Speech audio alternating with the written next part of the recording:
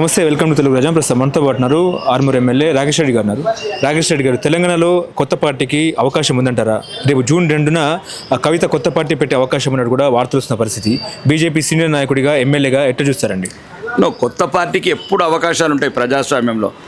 కానీ తిహార్ జైళ్ళకి వెళ్ళి రాగానే, లేకపోతే ప్రజల సంపద దోచుకొని లిక్కర్ వ్యాపారాలు చేసి ముద్దాయిగా దోషిగా ఈరోజు కోర్టు కేసులలో ఇరుక్కొని బెయిల్ మీద ఉన్న వ్యక్తులు, రెండోది తండ్రి పేరు అడ్డం పెట్టుకొని లక్షల కోట్లు సంపాదించిన వ్యక్తులు ఆ పార్టీ పెట్టడం అంటే ఏదో ఒక రకంగా తెలంగాణ ప్రజల్ని మోసం చేయడానికి వస్తున్నారు. కాబట్టి తెలంగాణ ప్రజలు వాళ్ళని హర్షించరు, అట్లాంటి పార్టీని ఆదరించరు. ఒకవేళ పార్టీ పెడితే బీజేపీకి లాభమా, లేకపోతే ఎవరికి లాభం ఎవరికి నష్టం అంటారు? బీజేపీ 100 పార్టీలు పెట్టుకున్న బీజేపీ వేరండి. దేశమే ఒకటి, ధర్మమే ఒకటి. 85% హిందువుల గురించి నిలబడి కలబడి వాళ్ళ గురించి పోరాటం చేసే పార్టీ. 21 రాష్ట్రాలలో కాషాయ జెండా ఎగిరేస్తున్నాం రెపరెపలాడి. త్వరలోనే తెలంగాణ రాష్ట్రంలో ఎవరి మద్దతు లేకుండా, ఎవరి సహకారం లేకుండా ఎన్ని పార్టీలు వచ్చినా, కవిత కాదు కదా 100 మంది కవితలు వచ్చినా, కల్వకుంట్రోళ్ళు వచ్చినా ఇది బెదిరేది కాదు, అదిరేది కాదు. భారత నిజంగా కవిత ఎవరు వదిలిన బాణం అంటారు? కేసీఆర్ వదిలిన బాణమా, లేకపోతే కాంగ్రెస్ వదిలిన బాణమా, లేకపోతే బీజేపీ వదిలిన బాణమా అంటే ఏం చెప్తారు? మేము ఆ బాణాలు వదలమండి. ఆ బాణాలు ఎట్లయితే ఇప్పుడు పాకిస్తాన్ డూప్లికేట్ అవి వచ్చినాయో ఆ బాణాలను మిస్సైల్స్ ద్వారా, డ్రోన్స్ ద్వారా విచ్ఛిన్నం చేస్తాం. ఇట్లాంటి బాణాలు కేటీఆర్ వదిలిన బాణమా, లేకపోతే సంతోష్రావు వదిలిన బాణమా, రేవంత్ రెడ్డి వదిలిన బాణమా, దీంట్లో మొత్తానికి మొత్తం మీరు కాంగ్రెస్ కుట్ర ఉంది, బీఆర్ఎస్ కుట్ర ఉంది. ఎందుకంటే తెలంగాణ ప్రజలు ఈరోజు బీజేపీ వైపు మొగ్గు చూపుతున్నారు. ఎంపీ సీట్లు కావచ్చు, ఎమ్మెల్యే సీట్లు కావచ్చు. సుమారు 40% ఓట్లు మొన్న కూడా సర్వేలో, ఇండియా టుడే సర్వేలో భారతీయ జనతా పార్టీ వైపు మొగ్గు చూపుతున్నారు. కాబట్టి వీళ్ళందరూ కలిసి కుట్రలు పన్నారు. ఆ కుట్రలో భాగమే ఈ వదిలిన బాణం. ఓకే, ఇప్పుడు ఆమె నిన్న 11 మంది జాగృతి సింగరేణి సంస్థలతో కూడా భేటీ అయిన పరిస్థితి. రేపు పార్టీ పెట్టి పాదయాత్ర చేసే దిశగా కూడా ముందుకెళ్లే అవకాశం ఉన్నట్టు కూడా చర్చలు వినిపిస్తున్న పరిస్థితి. ఇప్పటికే ఆమె ఎజెండా కూడా బయట పెట్టినట్టు కూడా వాడుతున్న పరిస్థితి. ఏంది జెండా ఏంది, ఆ జెండా ఏంది ఆమెకు తెలుస్తుంది ఏంది?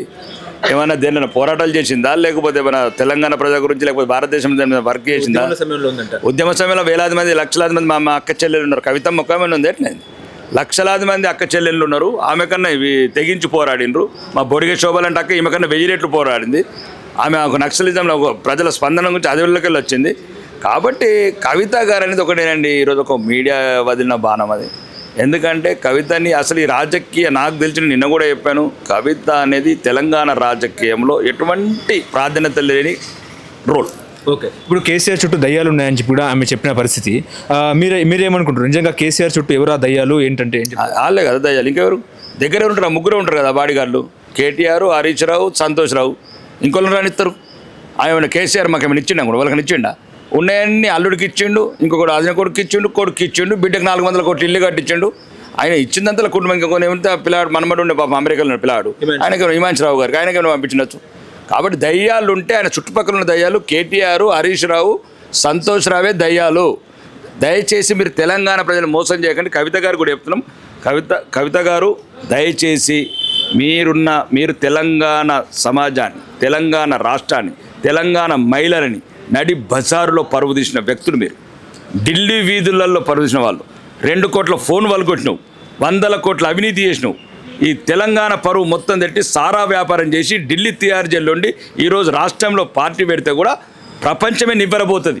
ఇట్లాంటి మాఫియాలు, ఇట్లాంటి లిక్కర్ వ్యాపారం చేసి జైల్లో ఉన్న వాళ్ళు పార్టీలు పెడితే తెలంగాణ రాజకీయ వ్యవస్థ కూడా భ్రష్టు పట్టిపోతుంది. ఓకే, ఇప్పుడు కాళేశ్వరం విచారణ నోటీసులు కేసీఆర్కి అందిన నేపథ్యంలో ఆయన కూడా సహకరిస్తూ అంటున్నారు. నిజంగా రేవంత్ రెడ్డి ప్రభుత్వం కేసీఆర్ని అరెస్ట్ చేసే అవకాశం ఉందంటారా?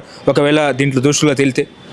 దోషులుగా తేలకపోతే మొన్న కూడా చెప్పాను, ఈ భారత సుప్రీంకోర్టు ప్రధాన న్యాయాధికారిని, సుప్రీంకోర్టు చీఫ్ జడ్జిని బతిమలాడి ఈ కాళేశ్వరంకు సౌదీ సెక్షన్స్ అప్లైటెడ్ చేయండి. ఇదొకటే కేసుకు సుమారు 100 మందిని ఉరిదీయాలి ఈ కొడుకులని. ఒక్క ఇంజనీర్ గాడే 2000 కోట్లు దోసుకున్నాడు ఈ కొడుకులు. అంటే 100 మంది ఇంజనీర్లు ఎంత దోసుకున్నారు ఈ కొడుకులు? ముఖ్యమంత్రి ఎంత దోసుకునే, అల్లుడు ఎంత దోసుకునే, కొడుకు ఎంత దోసుకునే, కూతురు ఎంత దోసుకునే. ఒక ఇంజనీర్ హరిరామ అంటూ 2000 కోట్లు.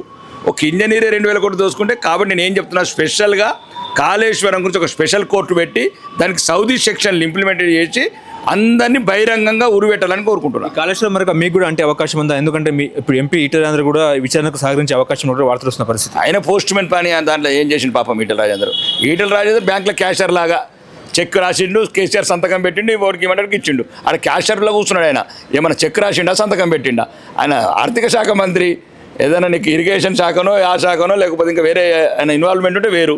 ఓన్లీ బ్యాంక్ క్యాషర్ లెక్క పాపం మా రాజేందర్ అన్న. దానికి అందలపోట్లను ఆ మహిళలను మిస్బిహేవ్ చేశారా? ఒక మహిళ అయితే నన్ను వేషగా చూశారని చెప్పి కూడా చెప్పిన పరిస్థితి. తెలంగాణ సమాజమే సిగ్గు తలవంచుకోవాలి. అది కాంగ్రెస్ కుటిల నీతి. కాంగ్రెస్ ప్రభుత్వమే ఇట్లాంటి నైతిక విలువలేను, ఆడవాళ్ళని గౌరవించలేని పార్టీ. ఆడవాళ్ళని ఒక రకంగా మేమేమో వీరనారులుగా చూస్తాము.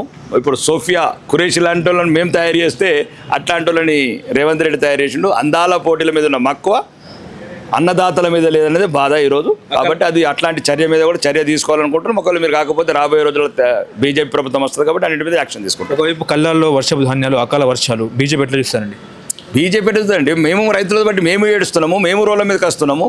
మేము బీజేపీ రైతు ఏడిస్తే మాకు గుండె ఏడుస్తుందండి. దేశంలో రైతు గురించి, మహిళల గురించి, ధర్మం గురించి నిలదీసేది, కలబడేది బీజేపీ ఒకటే. ఈరోజు తెలంగాణ వ్యాప్తంగా తిరుగుతున్నాము. ఇంకెక్కడైతే కళ్ళల్లో మిగిలిపోయినాయో ప్రతి రైతు గింజని ఎటువంటి తరుగు లేకుండా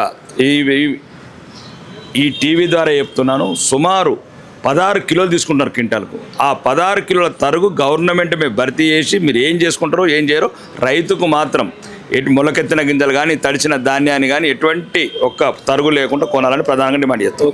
ఆపరేషన్ కగారు గురించి ఏం చెప్తారు? ఆ మృతదేహాన్ని ఎందుకు ఇవ్వలేదు అని చెప్పేసి పౌర హక్కుల నేతలు ఎమ్మెల్యే సాంబశివరావు కూడా చెప్పిన పరిస్థితి ఏం చెప్తారు సార్? దానికి ఉన్న ఒక సైంటిఫిక్ అక్కడ ఉన్న రాష్ట్ర ప్రభుత్వం చెప్తున్నది, ఇక్కడ ఒక లీగల్ ఇష్యూస్ ఉన్నాయి. దానివల్ల ఏం లేదు, కగారు కూడా త్వరలోనే కంప్లీట్ కావాలా. నిజంగా కూడా బహిరంగంగా నక్సలైట్లకి చెప్తున్నాం, దయచేసి మీ అవసరం సమాజంలో ఉంది. నిజమైన దొంగలు ఇక్కడ ఉన్నారు. 60 ఏళ్ల కింద అడవులు ఉంటే అడవులున్న అప్పుడు అవసరం వేరు.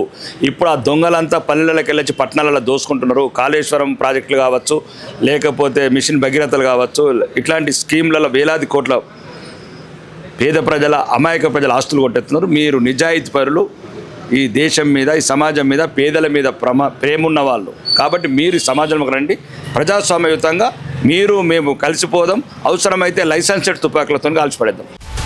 హలో, తెలుగు రాజ్యం ఛానల్ చూస్తున్నారా?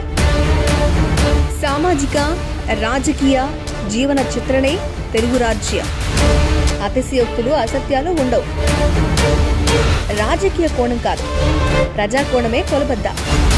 తెలుగు రాజ్యం వీక్షణ మీ ఉత్తమ అభిరుచికి నిదర్శనం.